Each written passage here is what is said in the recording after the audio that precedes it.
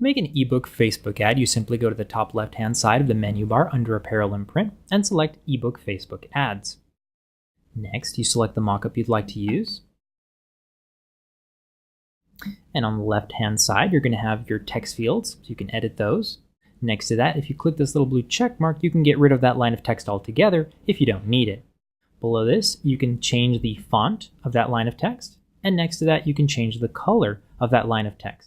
If you want to see more colors, you just click on More, and you can be very precise with your colors, or even input the hex code if you want to.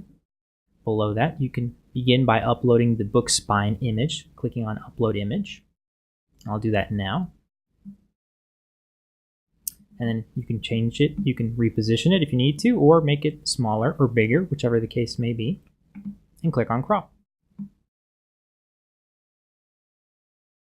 Next, you can upload the book cover, and I'll do that now. And click on Crop.